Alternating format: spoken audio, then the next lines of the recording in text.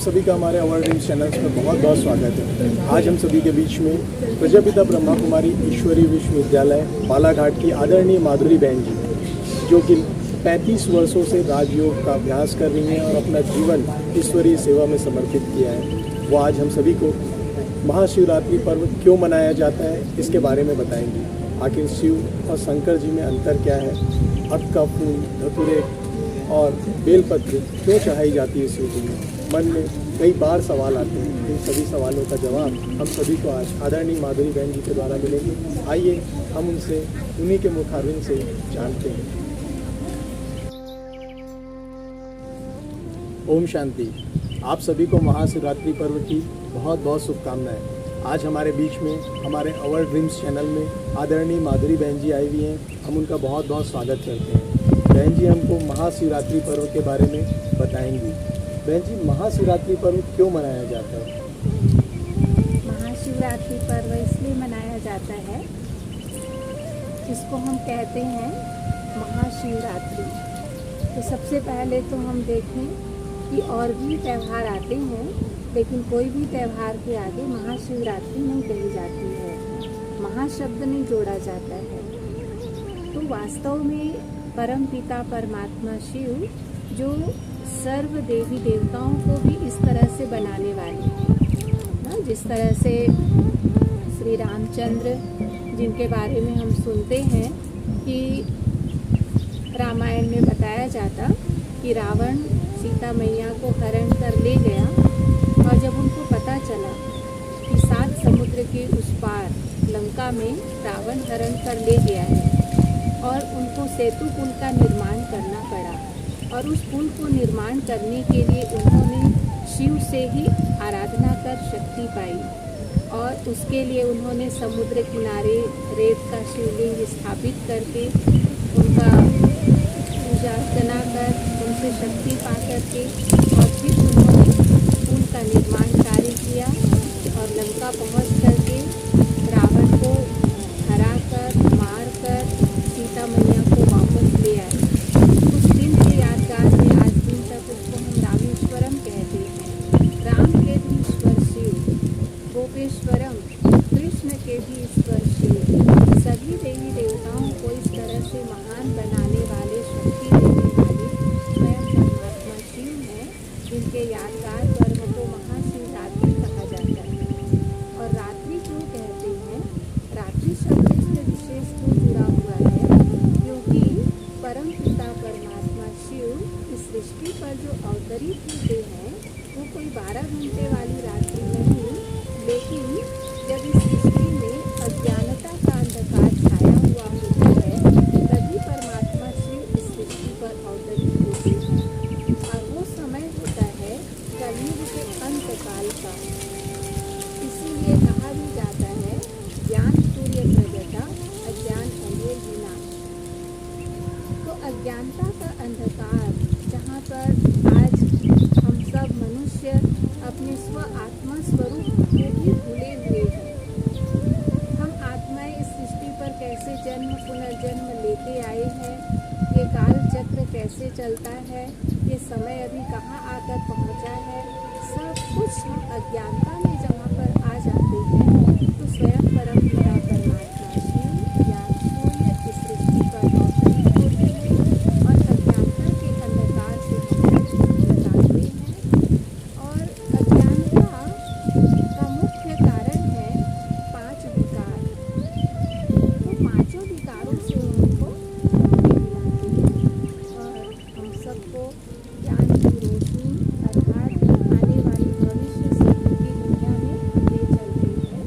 इसीलिए भी हम उनकी यादगार पर्व शिवरात्रि वर्षों से मनाते आ रहे हैं।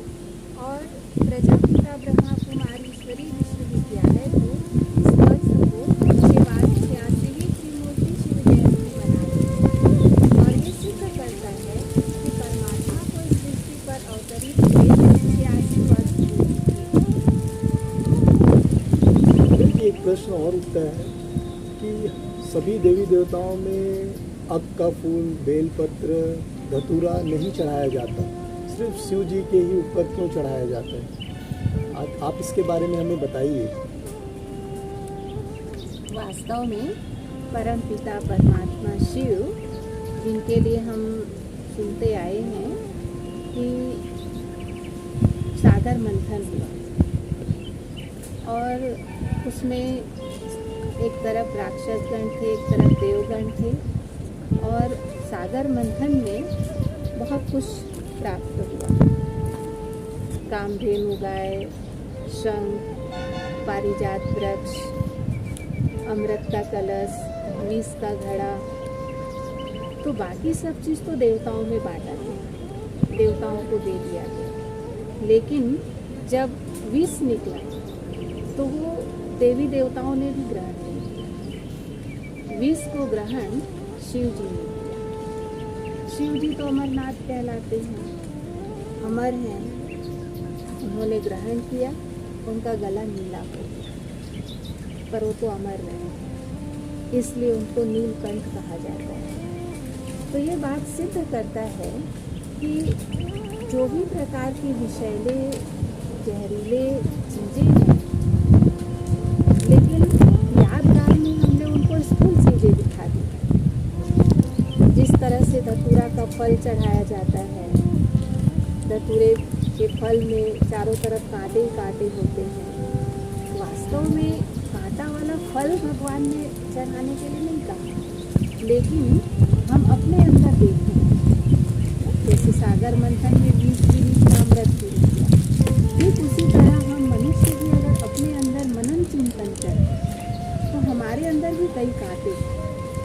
जैसे हम किसी को कुछ ऐसे शब्द कई बार बोल देते हैं, कई बार जानबूझकर भी बोल देते हैं, कई बार अनजाने में भी बोल देते हैं, जो किसी के दिल को चूट जाता है।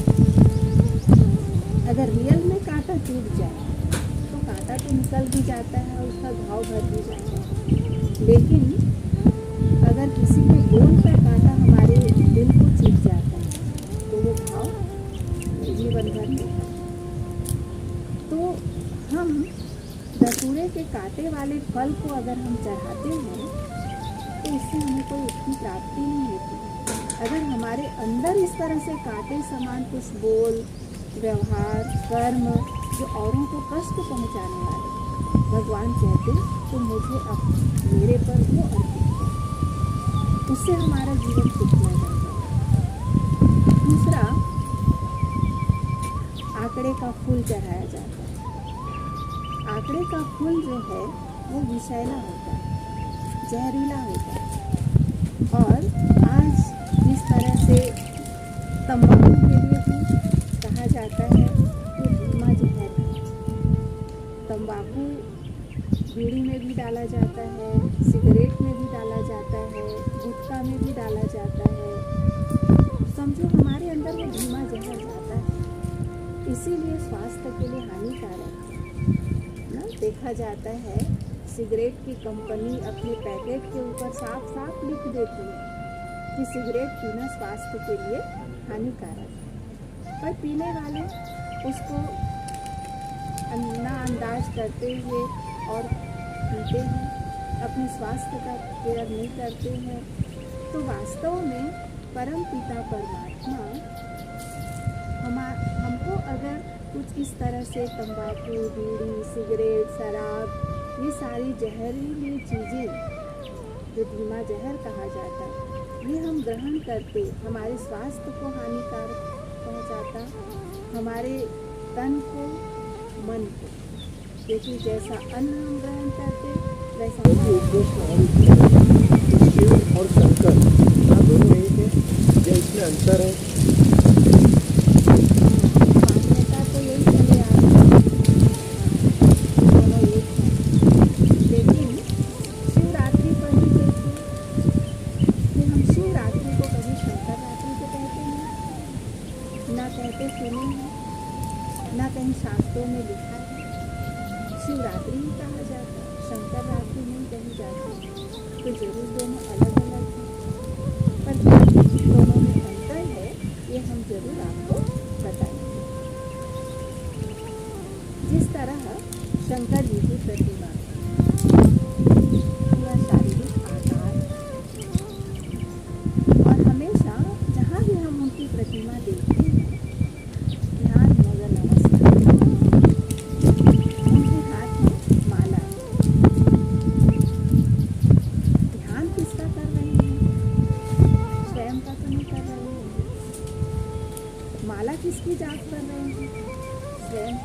माला तो नहीं जाप कर रहे होंगे।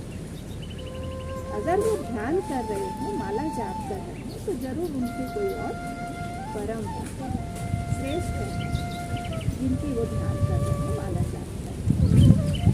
कई बार हम देखते हैं कई मंदिर में कि शिव शंकर जी की प्रतिमा है और ठीक उनके सामने शिव पिंडी है।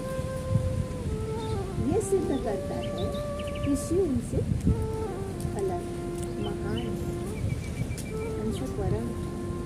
क्योंकि कोई भी अपना ही प्रतिमा, अपनी ही मूर्ति, अपना ही तस्वीर रखकर कभी ज्ञान पूजन नहीं करता।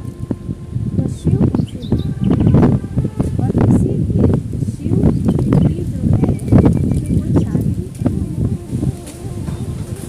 वास्तव में शिव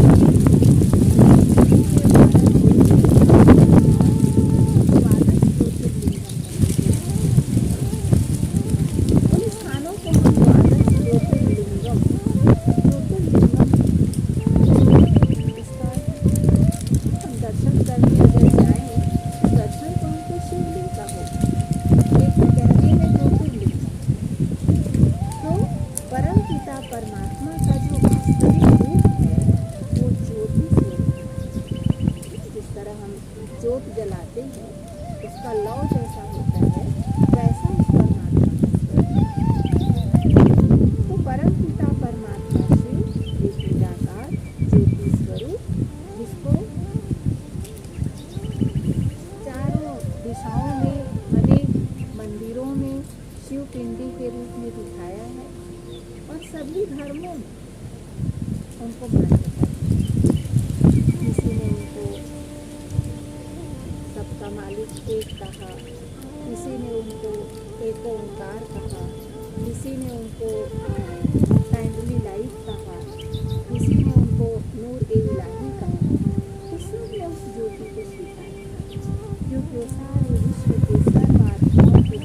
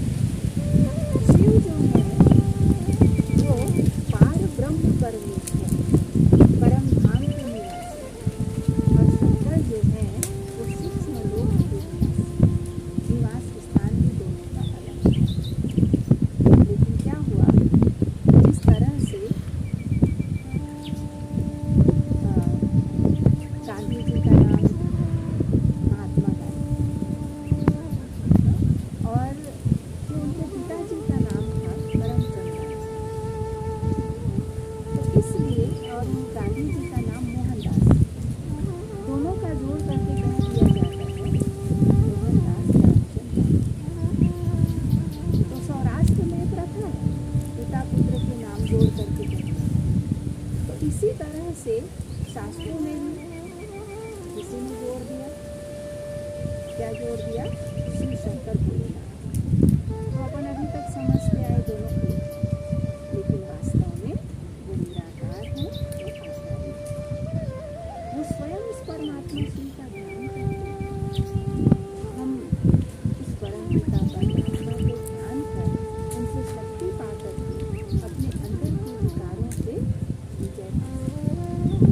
तभी शंकर जी को भी दिखाया कि अनेक प्रकार के प्रेम के सारे